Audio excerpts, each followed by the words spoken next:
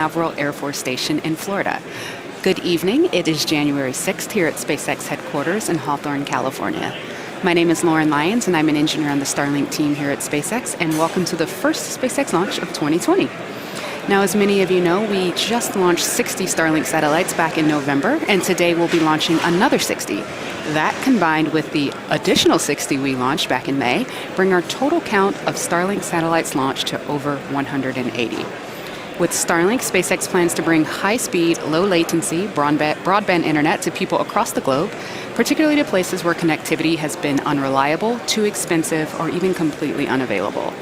Our goal is to start offering service in the northern United States and Canada later this year, expanding to a near-global constellation after another 22 launches. And of course, the more launches we have, the more opportunities we have to reuse these boosters. In fact, this one will be entering its fourth flight, the one that you see right there on the pad. This first stage first flew the Telstar 18 Vantage mission in September 2018, followed by the Iridium 8 mission in January 2019, and most recently, our first launch of 60 Starlink satellites back in May 2019. We're going to be attempting to recover this Falcon 9 first stage for the fourth time on our drone ship, Of Course I Still Love You, which is currently stationed about 339 nautical miles off the east coast of Florida. We will also be attempting to recover a payload fairing, a payload fairing half using one of our fairing recovery vessels, Miss Tree.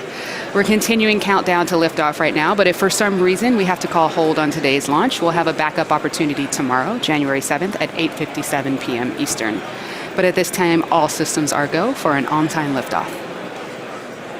My name is Jesse Anderson, and I'm a lead manufacturing engineer here at SpaceX. Right now, we're looking at a live view of Falcon 9, our 70-meter, two-stage, liquid-fueled launch vehicle. Falcon 9 rolled out to the pad with the payload and went vertical early this morning.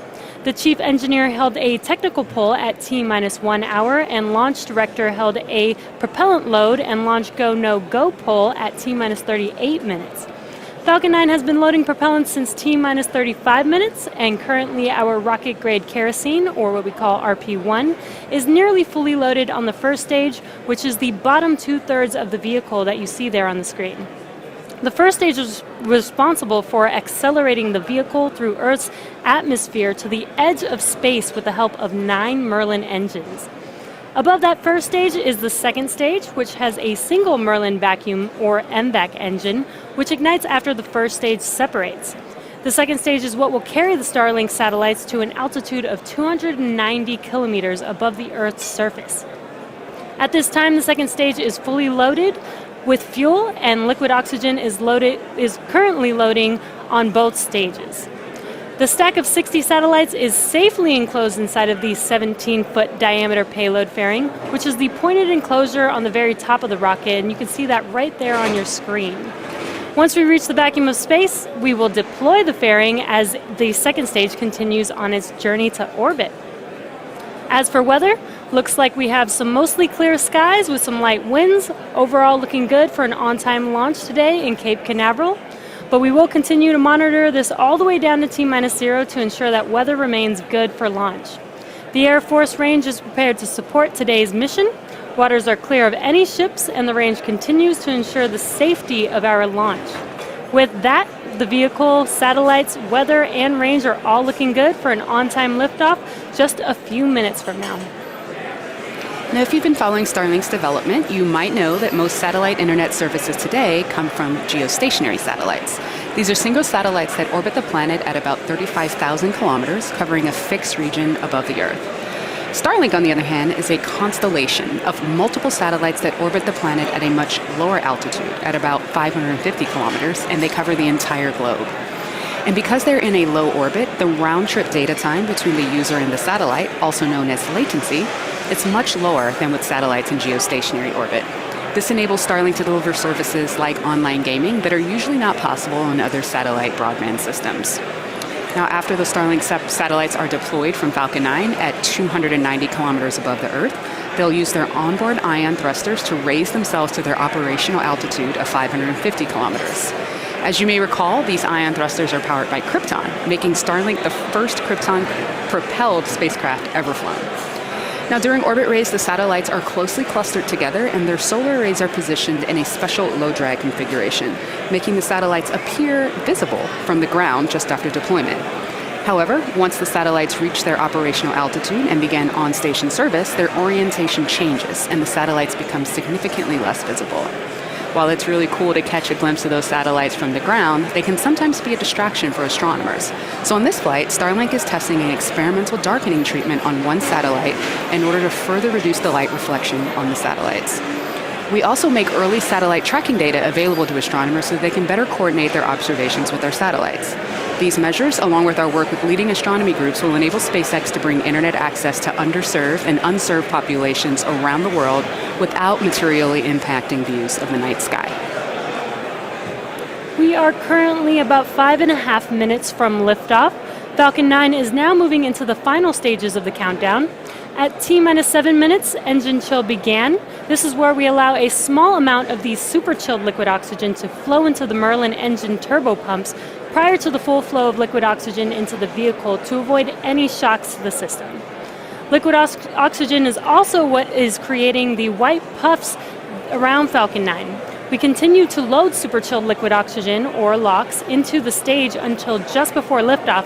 And when that super chilled liquid oxygen comes into contact with the ambient air around it, it creates the clouds that you will see around the vehicle on your screen right there. And just a few moments ago, or coming up in about 15 seconds actually, at T-minus 4.5 minutes, the transport erector will retract away from the rocket slightly and provide some clearance of Falcon 9 for liftoff. You should be able to see that on your screen. The first and second stages are both nearly fully loaded with 1 million pounds of kerosene fuel and liquid oxygen. First stage should finish prop loading at T-minus 3 minutes and second stage at T-minus 2 minutes. At T-minus 60 seconds, be sure to listen in for the call out that Falcon 9 is in startup. This means that the rocket's autonomous internal flight computers have taken over the launch countdown. The Starlink payloads continue to be healthy. The Falcon 9 team is tracking no issues on the rocket. Weather is looking good. The range is green for launch. So let's listen in to the last few minutes of the countdown.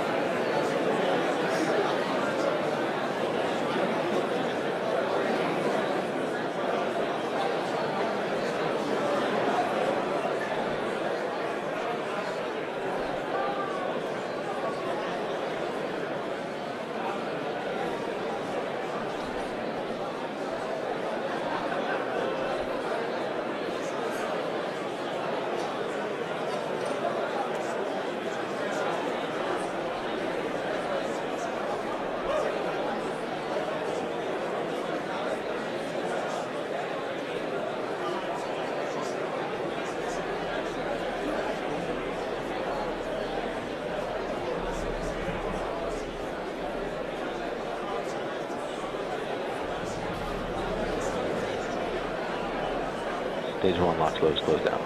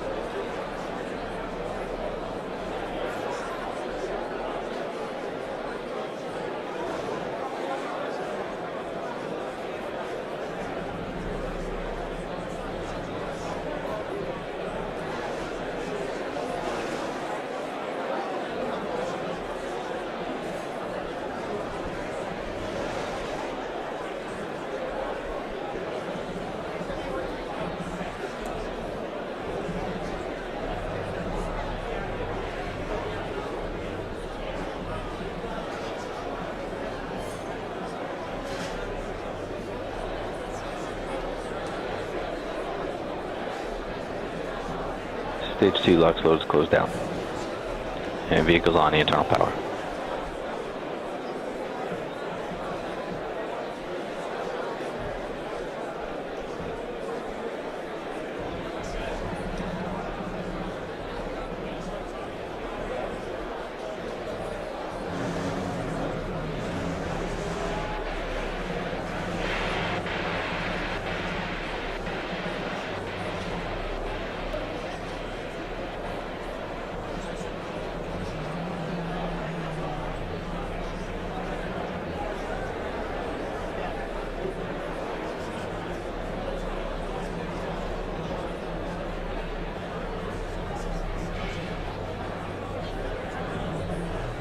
Falcon 9 is in startup.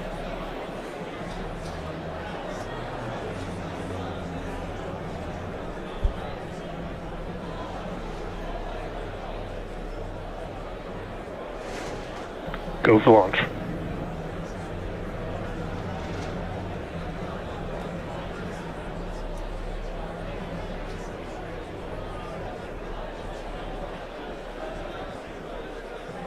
T-minus 30 seconds.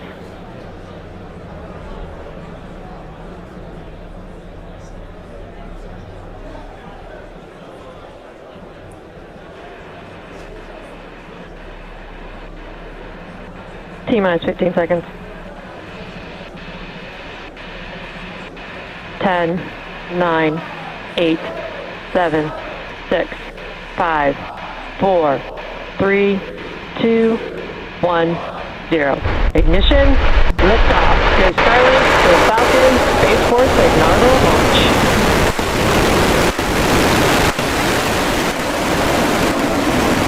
Vehicle is pitching downrange.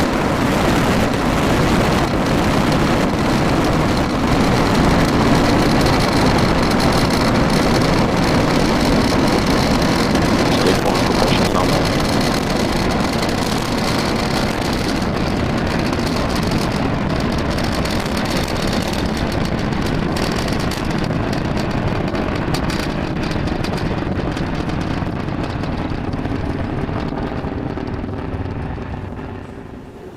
We are T plus Power 45 telemetry seconds nominal. into liftoff, and we have just had liftoff of our Falcon 9 vehicle carrying our Starlink payload. In just about 15 seconds from now, we will be passing through max Q. This is the largest Vehicle is aerodynamic supersonic. pressure that the vehicle will see throughout ascent. And we've got an awesome view of liftoff right now. Vehicle is passing through maximum dynamic pressure. And we just heard that call out for passing through max Q. Now coming up in about a minute will be a rapid succession of events, main engine cutoff, or what we call MECO, followed immediately by stage separation and SES1, which is second engine start. Now MECO is where we shut down that main engine on the first stage booster to allow the vehicle to slow down just enough to separate And back from engine second chill. stage.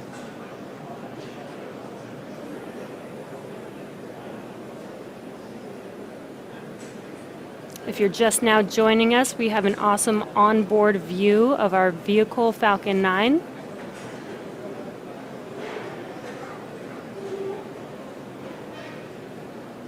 And in about 30 seconds will be those three events: MECO, main engine cutoff, stage separation, and SES1.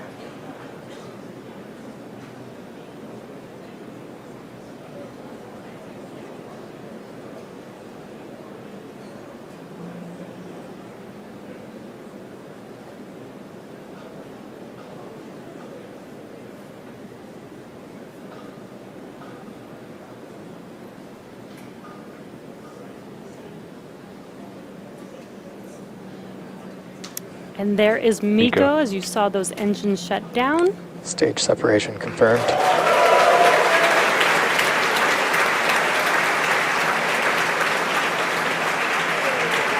And there is stage separation and second engine start. You can see that second engine on your right screen glowing bright red. Now in about 20 seconds we will have fairing deploy. And we should be able to see this on our screen as well. And on that left screen there, you can see the grid fins. It's a bit dark on the East Coast right now, so hard to see, but we did see those grid fins deploy.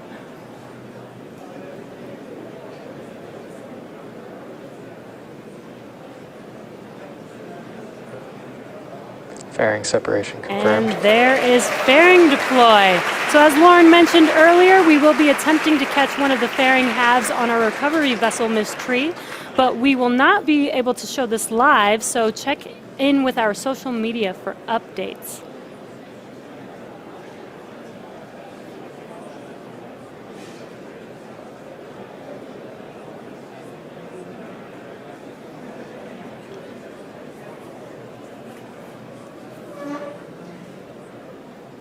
Acquisition of signal, Bermuda.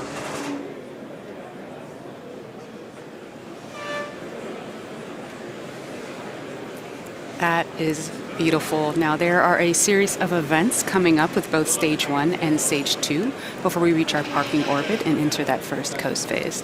The first is the Stage 1 entry burn.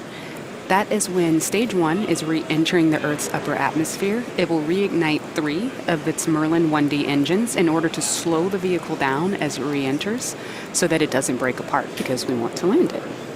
That burn's going to last for just under 20 seconds or so, and at that point, the burn will end. You'll hear the call-out entry burn shut down.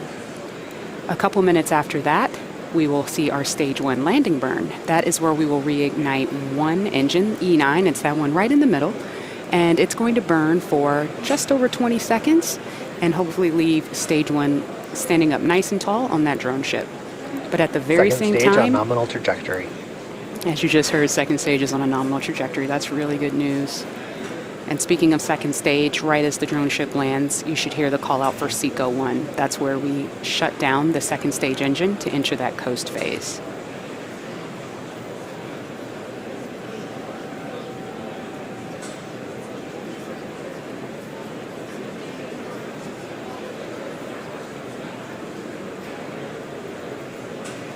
So far, Stage 2's trajectory continues to be nominal.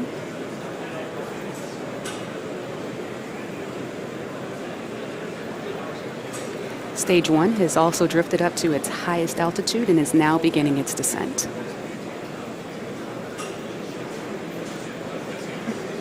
That's that image over to the left. It's dark outside. Oh, dark in space.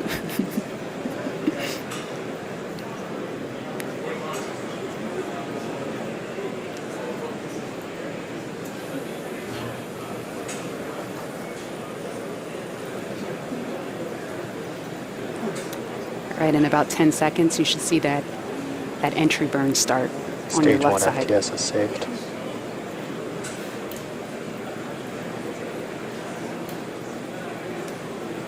Stage 1, entry burn startup.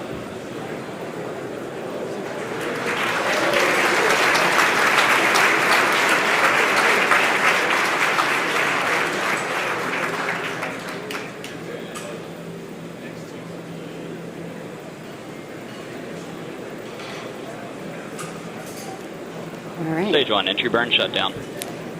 And we just had a good shutdown of that entry burn.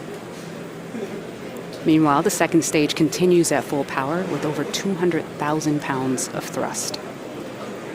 Stage 2 following nominal trajectory. All right, looks like we lost signal, but that's fine. We should be acquiring it again soon. Now, as Stage 2 continues to burn, taking those Starlink satellites to their first parking orbit. Stage 1 is coasting down, steering its way using those grid fins down to the drone ship. At about T plus 8 minutes and 3 seconds, right around there, you're going to see that landing burn start. Stage 1, entry transonic. Oh, and as you just heard, we've just gone transonic on Stage 1 as it's making its way back down to the drone ship.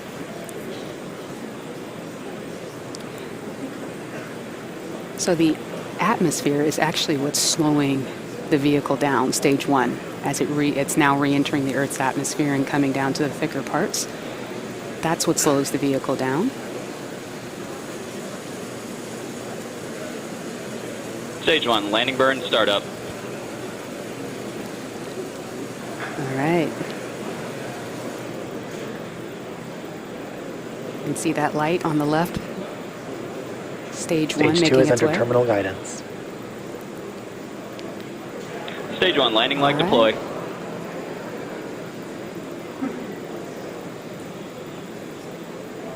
And yes, we have another landing. This is the 4th landing of this vehicle and the 48th Falcon 9 first stage landing to date. It was awesome. We got video the whole time. That was cool. All right, Stage 2 is Stage still 2 doing work. FTS is saved. SECO should be coming up any moment.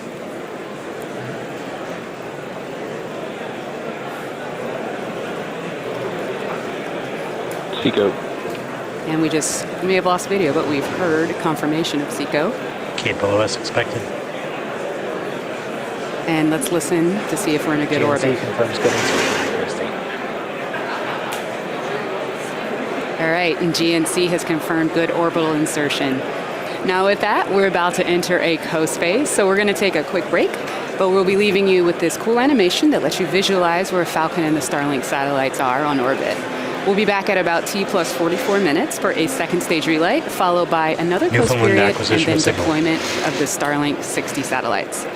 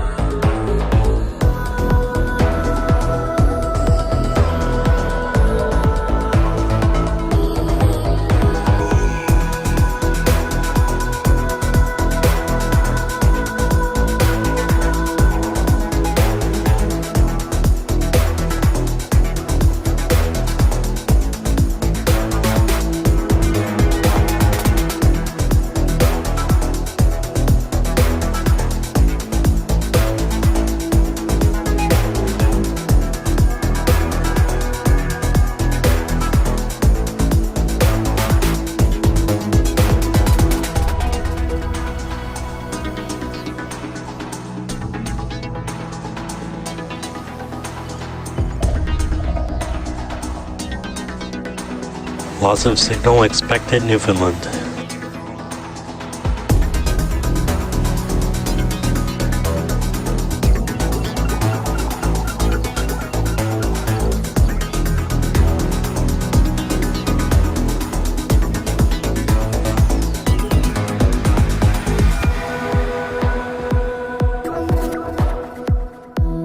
Goonhilly acquisition.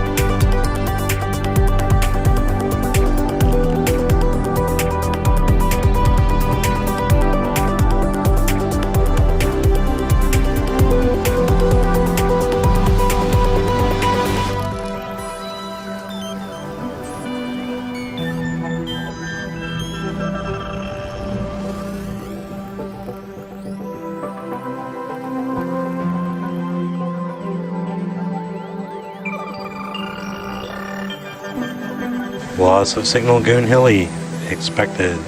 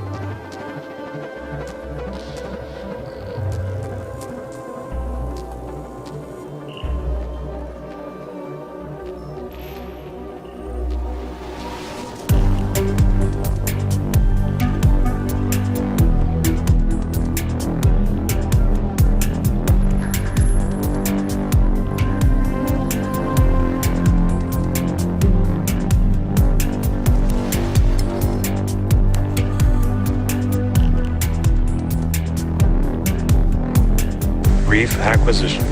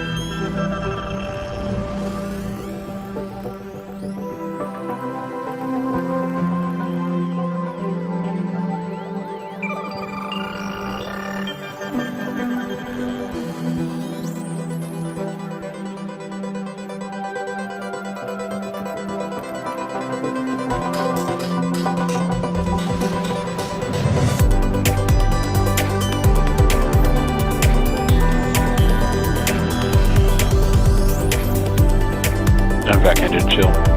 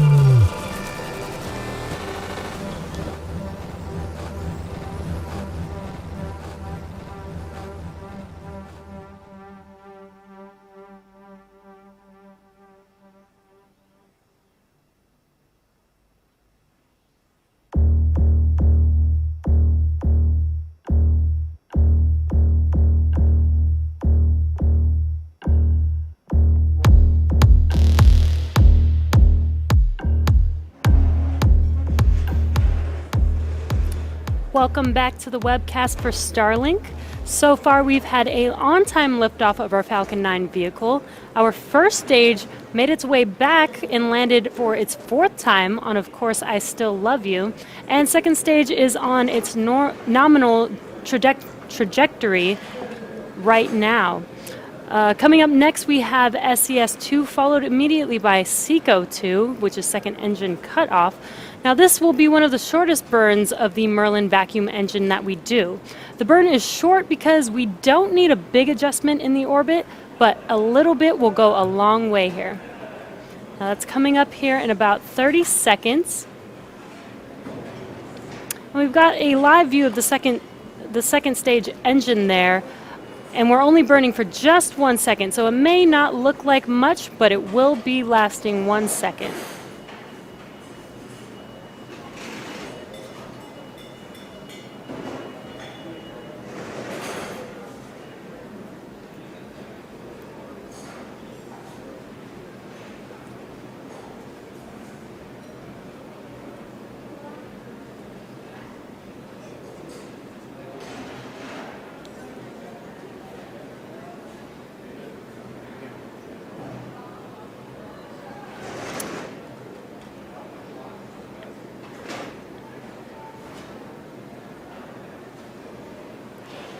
And there was our quick SES-2 followed by SECO-2.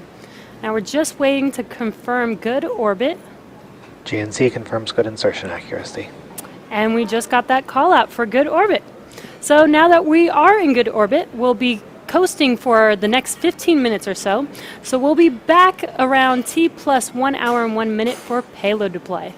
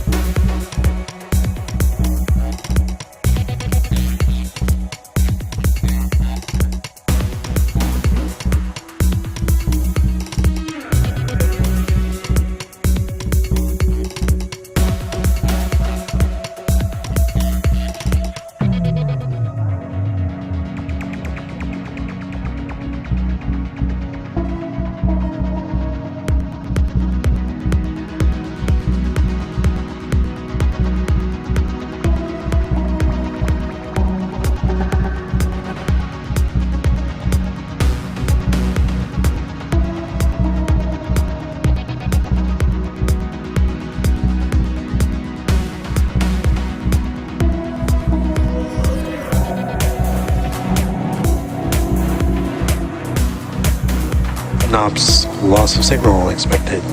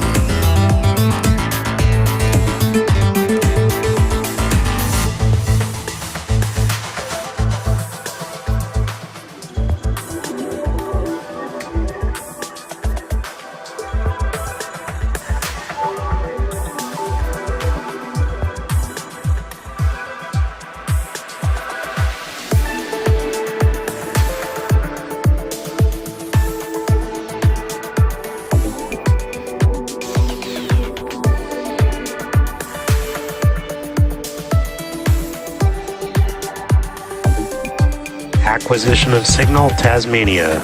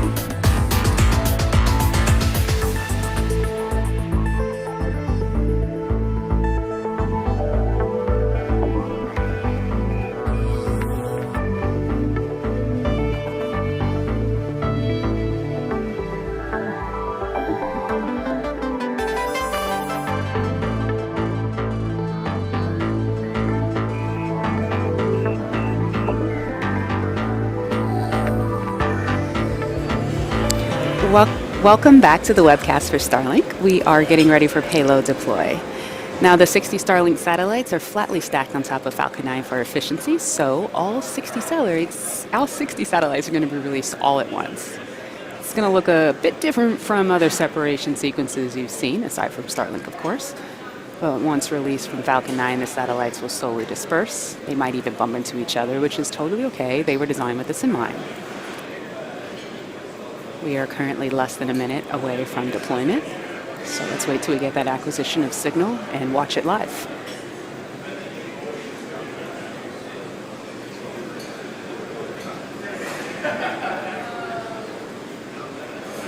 Tension rods released and payload deploy confirmed. All right, you just heard the call out. Let's wait till we get that video again. There we go. That's all 60 of those Starlink satellites on their merry way. It's a beautiful sight. Just to give you guys an update on the fairing, we didn't catch it this time. We got really close, but we're going to keep on trying again and give you more updates as that continues. And with that, that brings our web class to a close. Thank you to the 45th Space Wing for range safety today, to the FAA for licensing today's launch, and a thank you to the FCC for licensing operation of these satellites. We'd also like to thank all of our viewers for tuning in. Follow our website and social media platforms for updates on our next missions and milestones. Thanks for joining us for the first launch of 2020. And until next time, have a Happy New Year.